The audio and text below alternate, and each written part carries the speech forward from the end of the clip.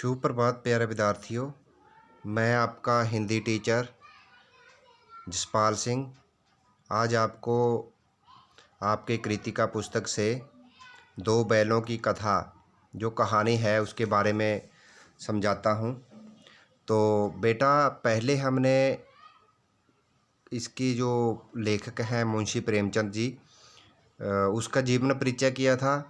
और इस जो कहानी है दो बैलों की कथा, तो हमने इसके जो पात्र थे उनके बारे में डिस्कस किया था। इसके जो पात्र हैं, जूरी है, एक जूरी की पत्नी है, एक गया है जो निर्दयी आदमी है, एक हीरा है, छोटी लड़की है, मोती है। ठीक है, ये इसके पात्र हैं।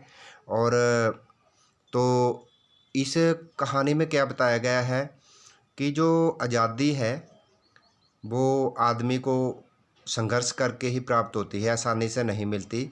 हर एक काम के लिए संघर्ष करना पड़ता है बेटा। ठीक है, जैसे हीरा और मोती इसमें दो बैल हैं, वो अपनी आज़ादी पाने के लिए संघर्षरत रहते हैं और आपसी सहयोग की भावना है उनमें। ठीक है, तो ये इसके बारे में बताया गया है। तो ये बैल एक सीधा साधा जानवर है। इसमें क्या बताया गया है कि एक गधा है, गधा बहुत ही जिसको बुद्धिहीन समझा जाता है और उसे कि वो बोझा ढोता है। वैसे ही बैल है, क्या है कि बैल भी उसमें भी कम बुद्धि होती है और वो उसमें ये है कि थोड़ा सा अकड़पन होता है। ठीक है, तो वो अड़ जाता है। ठीक है, तो ये बताया गया है जानवरों के बारे में। हीरा मोती दो अच्छे दोस्त हैं जो कि बैलों का नाम है और वो आपस में एक दूसरे को बहुत ज़्यादा चाहते हैं, प्यार करते हैं।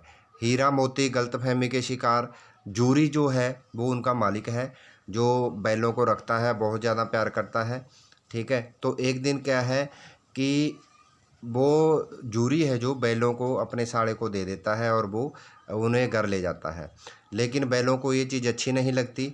ठीक है, तो अगले क्या है कि कुछ दिन रहने के पश्चात तो हीरा और मोती जो बैल हैं वो दोबारे से उनके घर से भागकर जूरी के घर वापस आ जाते हैं। ठीक है, क्योंकि उनको अपने घर से बहुत ज़्यादा मोह है, प्यार है।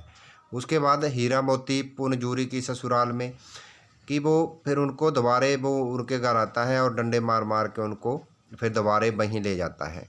ठीक है, तो बैल फिर भाग जाते हैं। ये देखो, बैल फिर भागे तो दोनों बैल इकट्ठे होके क्या है, बैलों को भगाने की सज़ा के तौर पर सुबह के लिए सूखा चारा मिला कि जो उनका मालिक था जहाँ वो लेके गए थे तो उनको सूखा चारा देता है और उनको पानी तक भी नहीं पूछता, ना ही उनको कोई अच्छा भोजन देता है, अच्छा चारा देता है। ठीक है, तो इस तरह है क्या है कि जो वो इतना संघर्ष करते हैं तो वहाँ से फिर वो भाग जाते हैं। उनको फिर कहाँ रखा जाता है, काजी हाउस में रखा जाता है आगे ले जाके। ठीक है, फिर रास्ते में वो जहाँ भागते भागते चले जाते हैं तो सांड से भिड़ंत होती है, तो वो एक दूसरे को मतलब सहयोग करते हैं। दोनों हीरा और मोती हैं जो वो सांड है जो वो उसको मार मार के अधमरा कर देते हैं। ठीक है, और उसके बाद है हीरा मोती कांजी हाउस में। हीरा और मोती जो उनको पकड़कर दोबारे से कांजी हाउस में जहाँ जानवरों को रखा जाता है वहाँ उनको रखा जाता है, भूखा प्यासा रखा जाता है और वहाँ उनकी बहुत ज़्यादा बुरी दशा की जाती है। कांजी हाउस में जो और भी जानवर होते हैं, भेड़ बकरियाँ होती हैं, तो वो क्या है कि वो भी जो हीरा और मोती हैं वो अपने सींगों से दीवारों को तोड़ देते हैं और उनको जो भेड़ बकरियां होती हैं और जानवर होते हैं उनको क्या है कि उनको आज़ाद करवा देते हैं। ठीक है, तो आपने ये मैं आपको थोड़ा सा संक्षेप में बताता हूँ। ठीक है, तो डिटेल में आपने अपनी बुक से पढ़ना है कि मैंने इस थोड़ा सा इसकी स्टोरी के बारे में, कहानी के बारे में बता रहा हूँ। ठीक है, तो आगे क्या है कि हीरा मोती नए मालिक के हाथों में, तो काजी हाउस में बंधे होते हैं वो। ठीक है, बाकी जानवर तो भाग जाते हैं लेकिन वो वहाँ बंधे होते हैं, उनको पानी तक नहीं मिलता और वो बहुत कमज़ोर हो जाते हैं, दुर्बल हो जाते हैं। ठीक है, और फिर जो चौकीदार होता है वो उनको देखने के लिए आता है, फिर उनकी नीलामी की जाती है, आगे से आगे बेच देते हैं। ठीक है, तो जो उनका मालिक होता है वो उनको बेच देता है। तो जब वो आगे जो जिसने ख़रीदे होते हैं वो उनको लेके जा रहा होता है, तो क्या है कि उनको उस रास्ते का पता होता है, जाना पहचाना लगता है।